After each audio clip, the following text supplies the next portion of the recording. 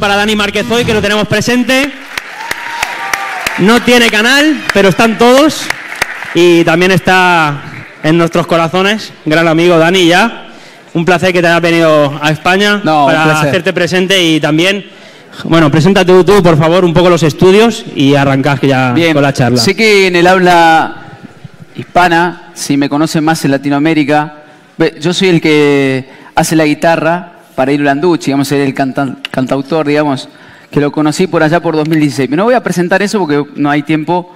Simplemente agradecer a todos por la bienvenida. Yo es la primera vez que estoy en Europa y, por supuesto, en España. Así que muchas gracias y, por supuesto, a los hermanos Barea que me recibieron con un abrazo. El móvil, perfecto. Bien, ¿de qué se trata la charla? Como dice ahí, análisis y comentario como si fuera un directo sobre los fundamentos filosóficos del heliocentrismo. ¿Y por qué? Porque la pregunta que nos hacen es, ¿por qué no se dan a mentir? La pregunta del por qué siempre va a ser filosófica. Así como hace los análisis Guillermo, siempre va a ser filosófico y el por qué siempre va a tener esa respuesta. Y esa pregunta es, porque al final, cuando uno trae muchos argumentos, no veo nada, me está sacudiendo, miro así por mirar nomás, no veo a la gente. Si podéis bajar un poquito los focos, por favor. Ahí va, así los veo las caras. Cuando uno empieza a argumentar sobre por qué no es esférica, o más o menos los análisis, las impresiones de los entes que nosotros podemos describir, lo que sucede es que al final, la última, bueno, ¿y a mí qué me cambia de que sea esférica y sea plana? Y ese es un porqué filosófico. Así que, bueno, vamos a empezar. Voy a empezar que en realidad en los directos se hacía al revés. Lo que vamos a hacer es comentar sobre artículos y libros de cómo presentan los filósofos, los historiadores, a los que se le olvidan varias cositas, o los que no se pueden dar cuenta, y ahora con este otro lente, ¿sí? Cómo es que utilizan palabras totalmente anticientíficas para poder presentar y poder argumentar. ¿Cómo es que un Eratóstenes calculó el radio de la Tierra y hoy es tan sorprendente que el cálculo oficial le erró por un 2%? Cuando no tenía ni siquiera, a ver, como dice en un directo, ni siquiera podían subir una escalera eléctrica. ¿Cómo es que entonces sabía Lolo? ¿Por qué los cálculos? Y van a ver cómo a partir del siglo XV, que lo voy a decir más adelante, se inicia y se mezcla la matemática, por el cual, una última cosa para empezar con las diapositivas, y es que siempre, yo que vengo de la rama técnica, soy técnico, doy clases de física y matemática en la secundaria, me aburrió eso. ¿Por qué? Porque siempre las fórmulas les va a dar. Porque el problema de la ecuación es que está basada en el preconcepto, por lo tanto en la hipótesis, y la ecuación, por lo tanto, es una consecuencia de esa hipótesis. Por eso me interesó ir a buscar el porqué. Porque la ecuación siempre les va a dar, como decía el piloto, yo hago un cálculo y me da. Pero ¿es lo que existe? ¿Es lo que se hace en conjunción con la realidad? Bueno, eso es lo que vamos a ver. Bien, un artículo en realidad es un libro que se llama Música de las Esferas, Fundamentos Filosóficos de Teoría Musical, y es porque precisamente la esfera, ¿sí?, viene de ese fundamento y ese inicial preconcepto de Pitágoras y los pitagóricos. Ahí está el autor, la fecha del artículo. Me gusta presentar porque si no, como dijo el piloto también, porque lo escuché y no me lo estoy inventando yo, no, ahí está, simplemente son capturas de los archivos. Fíjense, vamos a iniciar con un concepto de armonía en Grecia. Fíjense lo que dice acá, el arte persigue la belleza está dada por la armonía, y el concepto de armonía dice el filósofo, doctor en filosofía, que es muy complejo, y tira ciertas palabras de las cuales se va a quedar con proporción y orden. ¿Sí? Proporción y orden se asocian inmediatamente con los números, por lo tanto nos referimos a un orden matemático. Ahí es donde, desde ese concepto inicial, ¿por quién? Por la belleza y la armonía, es que aparece el orden matemático. Pero resulta que a veces la realidad no es tan linda como nos venden. Por lo tanto, basar, ¿sí?, un sistema en que tiene que ser bonito y en que tiene que ser bello, no necesariamente represente la realidad. O quizás esa sea la respuesta, ¿sí?, que necesitan para tratar de negar la realidad, ¿no? Que es dura, que es difícil y que se ve en las calles. Fíjense, los griegos más que otras culturas anteriores intentaron una explicación matemática. Bueno, desde Homero, los pitagóricos investigaban la relación del ser humano con todo el universo que está inmerso. Y ahí empieza.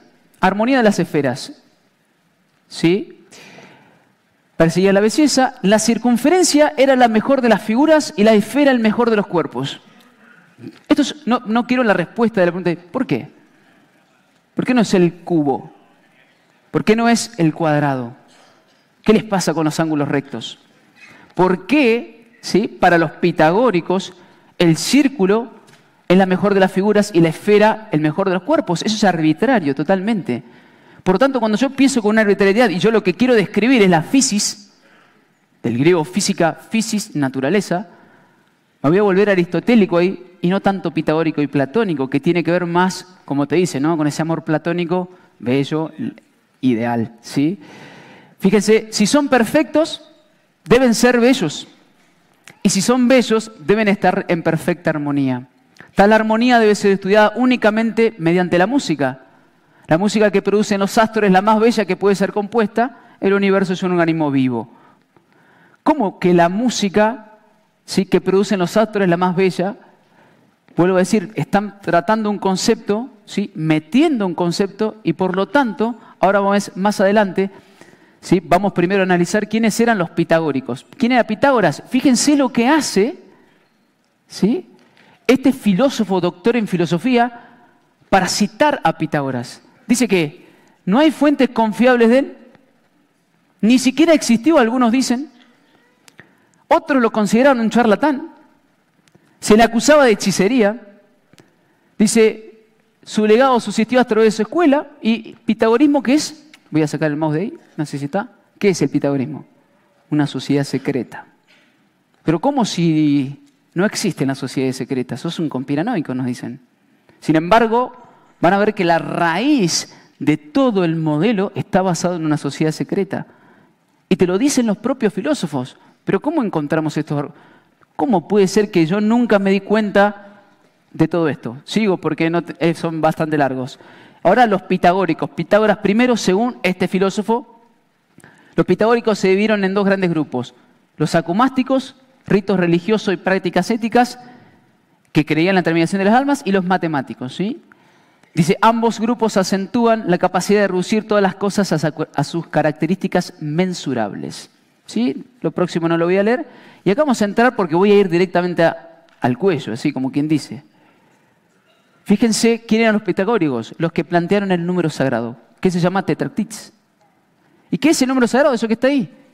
Ese es el símbolo, fíjense, la teoría de los 4 puntos de abajo, el punto, la línea, la superficie y el volumen, todas las figuras geométricas. Ahora resulta que el punto geométricamente, para la geometría euclidiana, no existe, porque es un concepto. ¿Qué es un punto? Le pregunto a mis estudiantes, y separo a un estudiante de primero, agarro un fibrón y hace pic, y todos dicen, sí, es un punto.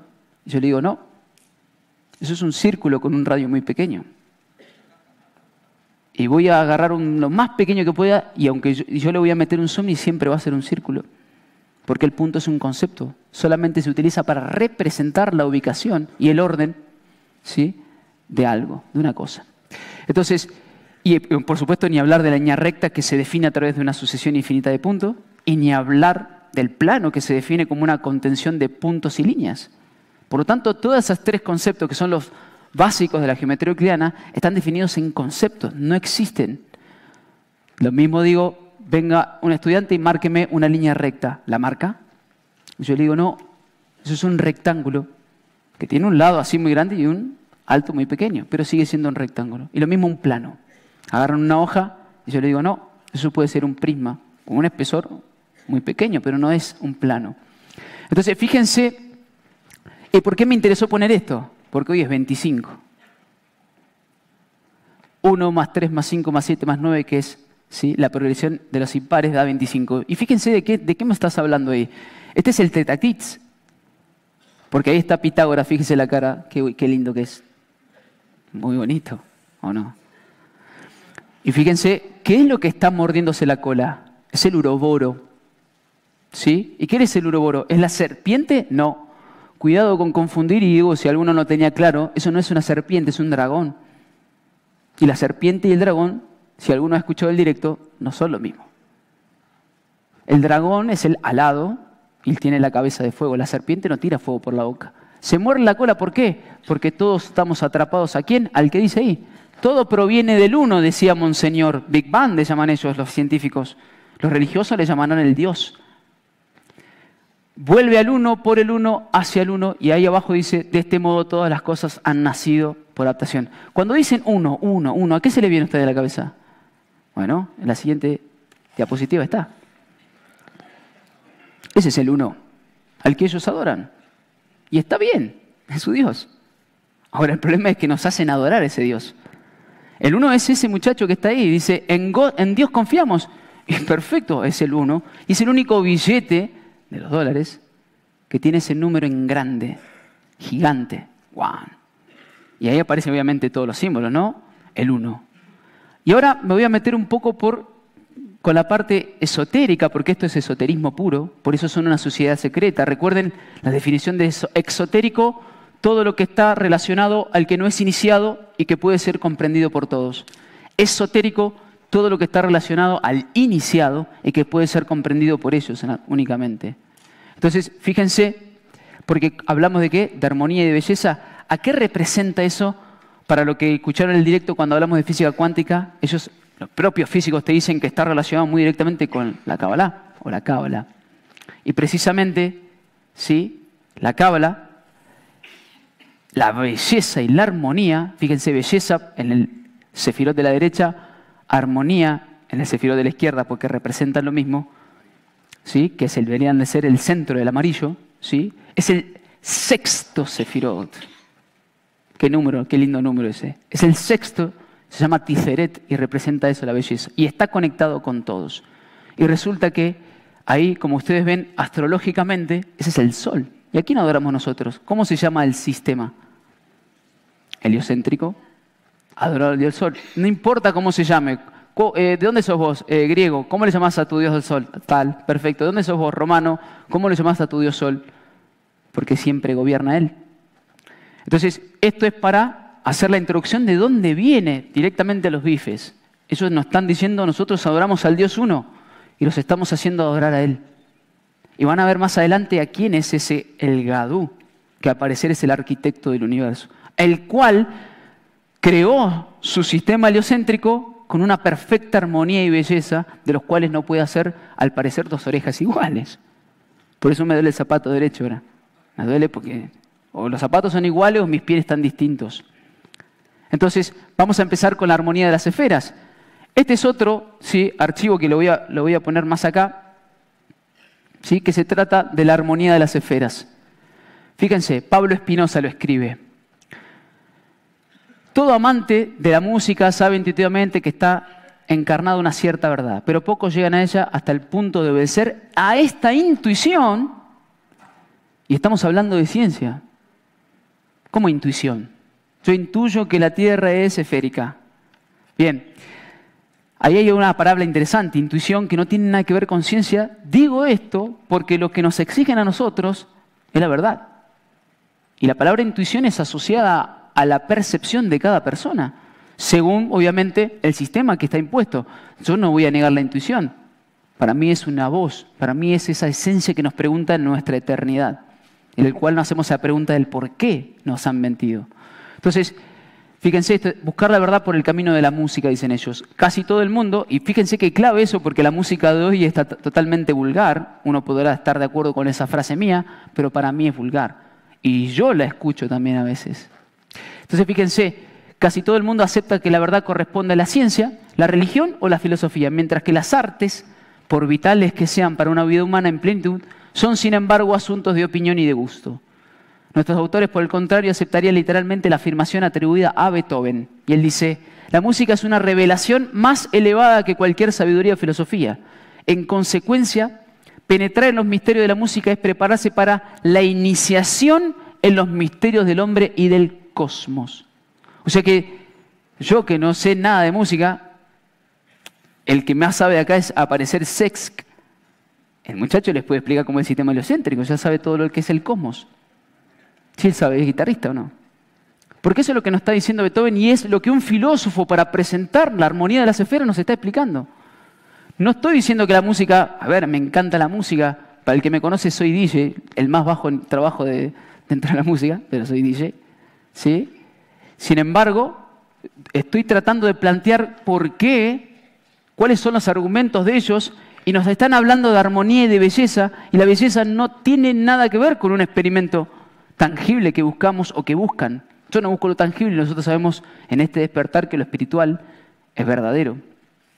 Fíjense, la existencia de un vínculo entre música y cosmos presupone una intuición aún más básica. ¿Por qué subrayo eso? Porque vuelven a usar la palabra intuición, un filósofo, por supuesto. Y el por qué siempre va a ser filosófico. Eso no lo voy a leer para ahorrar tiempo. Pitágoras dice, fue el primero al menos en Occidente en reconocer estas armonías, son números que han tornado audibles, dice él. Dice que los planetas, a ver si el mouse se acerca ahí, no se acerca, no importa. Fíjense dónde dice, y los planetas podían ser calculados, es decir, reducidos a números. Ellos estando en Tierra ya reducían a números los planetas. Y fíjense que acá está la clave, combinar los dos criterios es la conclusión más natural. ¿Por qué? Decir que el planeta ese tiene que medir tanto y reducirlo a números es lo más natural que se nos ocurre. Pregúntenle a un niño si piensa que el Sol está a 93 millones de millas o kilómetros. No, no es natural. Fíjense, sigo con lo que está subrayado. Trataron especialmente de expresar la disposición, es decir, el orden, distancias, y esta es la clave, órbitas y periodos de los 7 planetas caldeos, o visibles, por analogía de las escalas musicales. Es decir, estaba la música acá, y las distancias de los planetas y el orden es porque la música tiene esta escala musical. Yo podría plantear que el sistema está armado por cómo se sentaron ustedes también, sí es lo mismo, es arbitrario.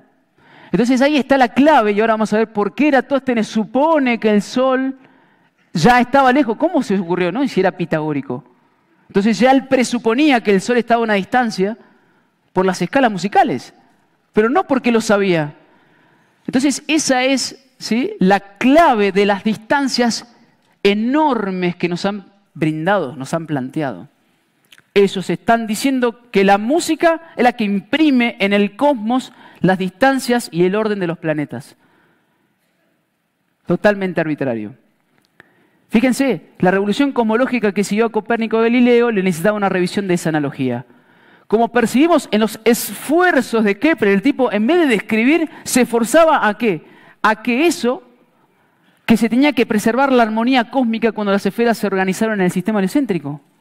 Ellos estaban forzando, te lo está diciendo un filósofo, a que eso dé, por favor, que dé, porque amo lo platónico y pitagórico.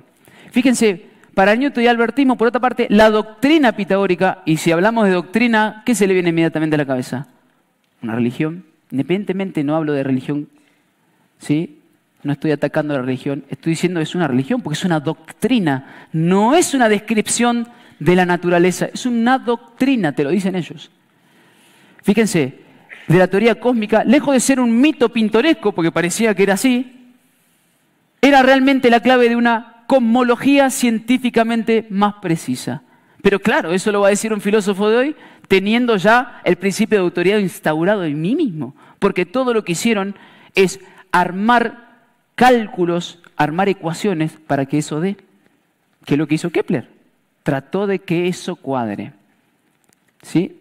Fíjense esto. En Armonía de las Esferas, los autores comparten la intuición fundamental que Platón heredó de la escuela pitagórica. Hay algo musical en el cosmos y algo cósmico en la música. Revista de la Universidad de México. Hay una intuición acá, no hay ciencia. ¿Dónde está la ciencia? Entonces van a ver más adelante por qué hago este análisis principio. Este es otro archivo, fíjense. ¿Sí? A ver, ¿dónde está el muchacho? Licenciado en Matemática y doctor en Física de la Universidad de Valencia. Por ahí hay un colega acá de Valencia. ¿Sí? Y fíjense lo que dice. Para la mayoría de nosotros la expresión música de las esferas está asociada a Pitágoras y su universo gobernado por los números. En él, los sonidos emitidos por los planetas dependían de las proporciones aritméticas de sus órbitas, ¿sí? De la misma que la longitud de las cuerdas de una lira determinada a sus tonos. ¿Sí? Después Platón añade argumentos, fíjense, poéticos, atribuyendo al demiurgo la creación del arma del mundo al dividir las sustancias primordiales. Fíjense, aún es más explícito cuando la República afirma que cada planeta emite una nota que depende de la velocidad y el tamaño de su órbita y este se armoniza con los tonos de los más planetas. Es la música la que imprimió en el cosmos la verdad, según ellos. Y en el epílogo, que no lo voy a leer, lo voy a pasar, lo que está diciendo el Señor, ¿sí? Después si quiere alguno el archivo se lo doy, es que qué casual, dice, que justo los cálculos que hoy nosotros tenemos, con la gran tecnología que tenemos y lo instrumental que tenemos, da igual lo que ellos habían dicho. O es que en realidad lo forzaron. Sigo. Fíjense, ese es otro archivo, evolución histórica de ciertas medidas astronómicas. No voy a leer, esos son los escritores. Fíjense, Eratóstenes. A pesar de que la felicidad de la Tierra ya había sido propuesta por Aristóteles al observar las sombras proyectadas en los eclipses, lo cierto es que el mundo fue plano hasta que las ideas de Copérnico fueron asumidas. Pónganse de acuerdo porque nos exigen el acuerdo a nosotros. Escucho a un Baú decir que era esférica ya en el 2300, perdón, en el 300 antes de Cristo. Escucho leo a unos profesores que dicen que la Tierra era plana hasta Copérnico. Y nos exigen a nosotros una unicidad de criterios, si ni siquiera ellos se ponen de acuerdo. ¿Y saben por qué? Porque todo esto fue inventado. Todo esto fue forzado que ocurra. ¿Cómo puede ser que algunos digan que era plana y otros digan que ya era esférica? Lo sabía Aristóteles, no había ni volado, no había subido arriba de un caballo más alto, y ya sabía que era esférica. Entonces, fíjense, es un escrito de evolución histórica y fíjense quién es Jorge Juan. Ahora lo voy a poner acá. ¿Quién es Jorge Juan? Porque siempre son los mismos muchachos. Jorge Juan midió la longitud del meridiano terrestre demostrando que la Tierra está achatada en los polos. No sé cómo la midió. ¿Pero quién era? Era un caballero de la Orden de Malta. Nunca es uno de nosotros. Nunca. Y fíjense, Jean Picard, porque lo menciona, también, astrónomo y sacerdote francés, estudió el colegio jesuita Henry Legrand. Proporcionó una medida muy exacta del radio de la Tierra. Picard solo se equivocó por un margen de 0,44%. ¡Qué capo! Un maestro. La verdad, yo no sé. Hágase la NASA. Y ahora vamos a otro archivo, y este es de Aristarco. ¿Quién era Aristarco? El primero que planteó el sistema heliocéntrico, ¿no? Nuevamente, fíjense, Juan Meléndez Sánchez debe estar por acá, búsquenlo. ¿Habrá venido? No, porque es de la Universidad Carlos III de Madrid. Y él va a decir lo siguiente. Eratóstenes y Posidonio usaron la trigonometría para medir el tamaño de la Tierra. Una empresa mucho más audaz que la de Tales. Pero un hombre más audaz aún. Muy audaz el tipo. Dice Aristarco de Samos, que se propuso medir el tamaño de la Tierra y la Luna, el Sol y la Luna, y que asombrosamente, y hoy voy a resaltar esa palabra, los consiguió.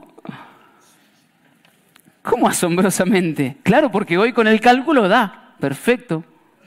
Y por eso es asombroso. Y estas son las palabras que van a utilizar. Porque no tiene sentido.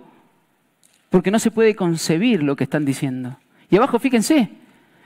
Hay que recalcar que medir el tamaño de estos átomos tiene un interés doble. Porque si conocemos su tamaño podemos saber a qué distancia se encuentran.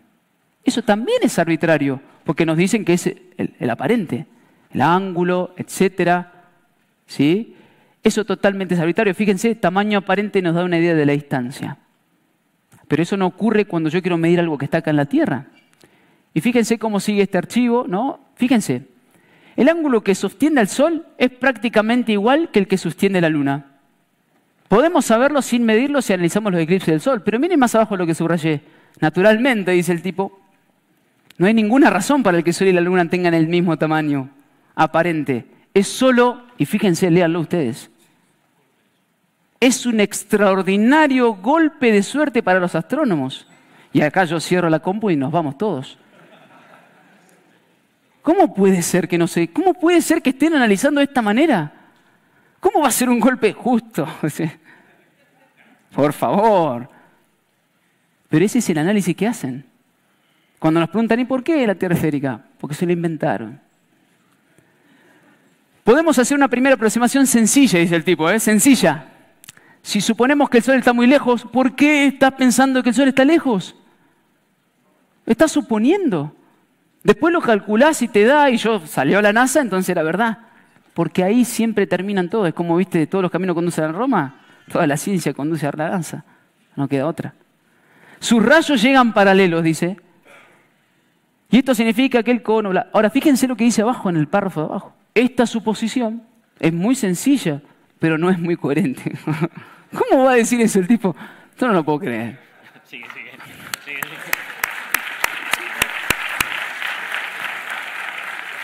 Dice, suponer que los rayos del Sol no son paralelos, suponer que el Sol está a una distancia infinita. Lo que tiene sentido si queremos calcular la altura de la Tierra, bueno, pero no cuando queremos precisar calcular la distancia del Sol. Entonces, ¿para qué lo suponés si no es coherente? ¿Cómo voy a plantear algo que es incoherente a priori? Sigo porque no hay tiempo, ya me está mirando de reojo este muchacho. Los resultados numéricos de Starko, dice el muchacho, especialmente para distancia del Sol y su radio, tienen errores muy grandes. Pero el problema no está en el método. Pero pará, si a mí me enseñó Einstein que si yo hacía lo mismo siempre, iba a llegar al mismo resultado, ¿no? Por lo tanto, si yo dice que si el problema no está en el método, voy a llegar al mismo resultado. No, él dice que no. Dice que es perfectamente correcto. Dice. Y ahí está, fíjense, le taché la cara. Juan Meléndez Sánchez, licenciado en física de la Universidad de Salamanca, tesis doctoral del, ¿cómo se dice ahí? CSIC. Perfecto, listo, sigamos. La medida de radio Eratóstenes, el CSIC. Fundación BBVA. Epa, ojo. Cuidado.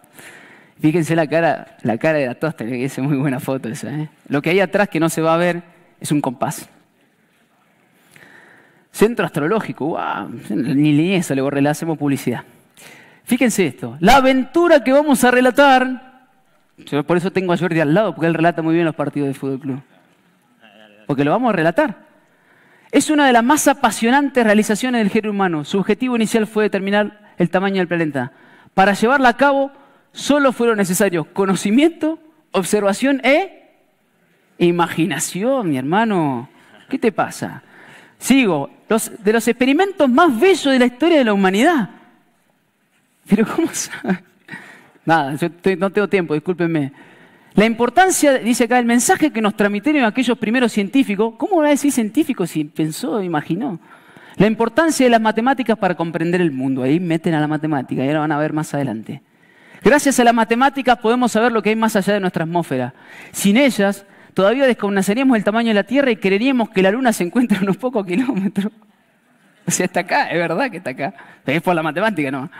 Que el Sol es del tamaño de una provincia y que las estrellas se encuentran fijas sobre una esfera transparente que gira sobre el día del torno de la Tierra. Es plana, boludo. Podría decir que sin el desarrollo de las matemáticas no sabríamos nada del espacio y del tiempo en el que transcurren nuestras vidas. Díganle a los jíbaros a ver si no sabían matemática. ¿Cómo viven si no saben matemática? Sigo. Eratóstenes creyó, claro, era religioso. Dos hipótesis. Uno, la Tierra es perfectamente esférica. ¿Por qué? ¿De dónde te la inventaste? ¿Cómo sabes que es esférica? No podés suponer. La Tierra esférica, el Sol se encontraba tan alejado que sus rayos podían ser paralelos. Voy a eliminar eso y voy a decir, el proceso por el que se crean los modelos es fundamental en ciencia. Consiste en abstraer de la realidad lo que es relevante para el fenómeno que queremos estudiar. O sea, olvídense de la realidad y vamos a estudiar, te está diciendo el muchacho. Ese es el proceso. Dice, dejar a un lado a lo demás, formando así una imagen suficiente, una imagen, siempre una imagen, no una foto, simplificada del mundo para que el cálculo sea posible. No que la verdad sea posible. Si el cálculo da, entonces es verdad, nos están diciendo. Fíjense abajo. Eratóstenes, bueno, y supone que el Sol se encuentra en una distancia infinita. Bueno, la simplificaría de la lejanía del Sol, yo voy leyendo, recuerden siempre lo que está subrayado, está justificada ya que se encuentra a una distancia del orden de 150 millones de kilómetros. Pero eso es porque ahora ustedes dijeron, sí, es verdad. Entonces, ¿cómo no va a estar justificada? ¿Cómo lo vas a presentar así? Claro, si ahora es verdad, supuestamente. pero gracias al principio de autoridad. La importancia del proceso de abstracción en la presentación humana de la realidad es patente tanto en ciencia como en arte.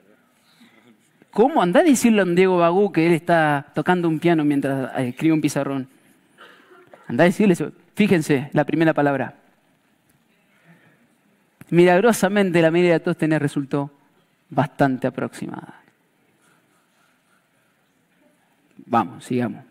Revista Geográfica, Norte Grande, Salinas Augusto, este es un compatriota de Guillermo, ¿sí? Un pontífice de la Universidad Católica de Chile. Fíjense esto, el tipo es sincero. A mi juicio se ha exagerado al alabar sin restricciones. No sé si es tan sincero como Guillermo, pero ponele. Lo que se estima la precisión del resultado obtenido por Eratóstenes. Dice, lo que es increíblemente cercano al resultado actual, ese 9, 3, 9, 6, 9, siempre 9, 6, 3, eso es. Eso es Tesla. Tesla. Ah, no, ahí, abren el micrófono, por favor. Esto es el de Eratóstenes, un resultado sorprendentemente correcto. ¿Cómo no va a ser sorprendente? Dice, dadas las técnicas primitivas de observación y medición de la época. Pero claro, dio justo. Ahí, golpe de suerte. Fíjense las palabras. Sorprendente e increíblemente. Lo tienen que presentar así, no les queda otra. Miren esto, ¿eh? ¿Cuán importante fue para los antiguos conocer la realidad de dimensión de la Tierra? Probablemente, hasta el Renacimiento, el tamaño de nuestro planeta no fue más allá de una preocupación teórica. ¿Cómo teórica? Estamos hablando del lugar donde vivimos. Fíjense, voy a leer lo que está subrayado. Sirve para ilustrar esto que hicieron estos muchachos, Copérnico y Colón, dice acá, la importancia del conocimiento teórico en nuestra vida. Poco o nada puede hacer una buena teoría sin el aporte de una tecnología adecuada. Y la ausencia de una técnica idónea, lo que se echa de menos tanto en el experimento de Eratóstenes como en el intento de Almirante 15 siglos después. El tipo nos está diciendo que hay una ausencia de técnica idónea. Entonces, ¿cómo es que le dio? ¿Tuvo suerte? Sí, lo tienen que presentar así. Sin embargo, cuando hablamos con una persona, o un cientificista, o un divulgador científico, que los tiene que haber, ¿y ustedes saben por qué tiene que haber? Tiene que haber un divulgador científico porque no es como el fútbol. Porque la divulgación científica se necesita porque si no la gente no lo entiende. Entonces tiene que pararse un tipo a explicarles cómo es la naturaleza donde ustedes viven, porque lo que nos están diciendo no tiene sentido. Entonces tiene que haber gente. Ahora el fútbol no se tiene que vender, tirar una pelota ahí y empezamos a patear. Nadie tiene que vender eso, porque es simple. Entonces fíjense, Eratóstenes había escrito un tratado sobre el mineral de la Tierra, Macrobio, pero su texto está perdido. Como siempre, nunca encuentran nada. Quien sacó mayor provecho fue Estrabón. Pero este geógrafo, fue uno de sus mayores críticos. E incluso negó la veracidad de su hipótesis y resultados. Es decir, el muchacho que le está vendiendo quién es Eratóstenes fue el que negó los resultados. Lo que es indudable es que Eratóstenes midió el tamaño de la Tierra. Eso es indudable. Y que sus cálculos parecen increíblemente, nuevamente la palabra, exactos y similares a los actuales. Claro. Fíjense, y esto es un comentario del muchacho. La metodología, ¿sí? Los datos utilizados, cometió numerosos errores. Fíjense, lo que probablemente, los errores que cometió se fueron eliminando unos a otros, así como que un muón se echó un protón con un positrón, un electrón y un positrón, y de repente solitos. Eso es lo que está diciendo. En estricto sentido, sus mediciones no fueron exactas. El resultado final fue adoptado por razones no observacionales ni derivadas de sus antecedentes. Y fíjense lo próximo que desarrollé. También podría agregarse una buena cuota de suerte. ¡Qué suerte! Yo no me encuentro ni 10 pesos. Dame un euro, que para nosotros los argentinos un euro, ¿sabes lo que es, no? ¿Cómo puede apreciarse el experimento de Eratóstenes? Adolece de errores importantes. Cualquiera de ellos puede comprometer seriamente el resultado final. Dice, no obstante, la suma de ellos demuestra que se van eliminando mutuamente. ¿Cómo se van a eliminar solo los errores? Gracias a la suerte y a la benevolencia de algunos historiadores, claro, que me lo venden como el gran científico, el hito que vamos a relatar. Se acerca de forma increíble y sorprendente a los resultados por los más modernos métodos y técnicas de medición. Y fíjense, la grandeza de Eratóstenes no está en la exactitud, algo sorprendente, sino en los fundamentos teóricos de su metodología. En realidad el suyo es un espléndido logro matemático y un verdadero hito en la historia de la ciencia. Y ahí terminó el muchacho Salinas, que lo presentamos ahí, está. Licenciado en Historia, Magíster, etcétera, etcétera. Sigamos, porque no hay tiempo. Copérnico y la nueva, ¿qué? Fe pitagórica. Este es tremendo. Vamos, que me remango. Dame tiempo con esto, dame tiempo. Tras el siglo XII, en donde comienza a hacerse visible el siglo de un nuevo espíritu, se lo voy a explicar. El espíritu le habla a que había una nueva energía, algo ahí, que empezaba a cambiar la forma de pensar de las personas. En el siglo XIII, bla, bla, bla, dice, hacen gala de un espíritu de observación absolutamente nuevo, reflejando este resucitado interés por la comprensión del mundo físico.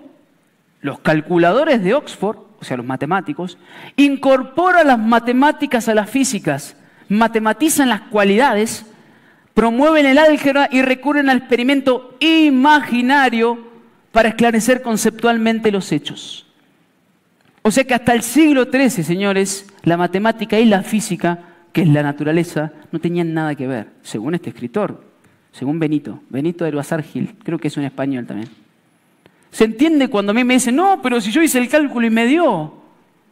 ¿Y qué tiene que ver eso? Si yo lo que quiero describir es la naturaleza. El cálculo siempre va a dar si está basado en una hipótesis, ¿sí? Sigo. En el confuso parto de la nueva ciencia, la creciente importancia que las matemáticas adquieren como indispensable llave de acceso a la inteligibilidad del mundo físico, cuando escuchamos a Rogelio Balcón decir que no se puede conocer de este nuevo mundo si no se sabe de matemáticas, ¿sí? Sigo. Reivindicación de las matemáticas, un tema omnipresente, son doctrinas pitagórico-platónicas, retomamos ahí lo que hablé en principio, todos estos muchachos se nos está hablando de Platón y... Fíjense, obviamente, el patronato de la familia Medici, lo que hablamos siempre en los directos, me pusieron la plata. Fíjense acá, mencionan varios matemáticos que dice que difunden de allí diálogos platónicos de corte pitagórico como verdadera filosofía y religión. Subraya la necesidad de relacionar el conocimiento empírico con el matemático. El cardenal Nicolás de Cusa, ¿sí?, puso los números toda la investigación de la verdad. En los números está la verdad, dice él. ¿Sí? No me lea quien no sea matemático, dijo Leonardo da Vinci. Ninguna investigación humana puede llamarse ciencia verdadera si no pasa de las demostraciones matemáticas. La matemática se identifica más que con una ciencia particular. Es un método, dice, universal de nuestro sólido conocimiento físico. ¿Sí? Esto no lo voy a leer porque me están corriendo. Para que voy a tratar de, porque no me lo acuerdo todos. Separación frente de razón, competencia religiosa, planteamientos físicos explicativos matemáticos. Fíjense, la física y la matemática computacional eran distintas, nos están diciendo. Se produjo un pasillo para la libertad de teorizar que permitió el estudio sin compromisos realistas de hipótesis astronómicas alternativas. ¿Sí? Fíjense lo que empieza a suceder. Astronomía meramente instrumental era la contraposición, habla de la intuición, filósofo de los cielos, llegó Copérnico, y acá está, obviamente, Osiander, que yo lo he leído en un directo, pero hay muchos que no lo vieron. Y fíjense que lo que hizo Osiander, ¿quién es?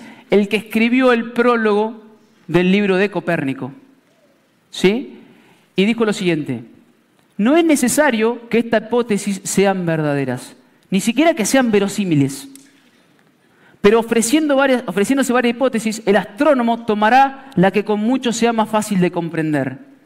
Por tanto, permitamos que también estas nuevas hipótesis se den a conocer entre las antiguas, no como más verosímiles, sino porque son al mismo tiempo admirables y fáciles, y porque aportan un gran tesoro de sapientísimas observaciones.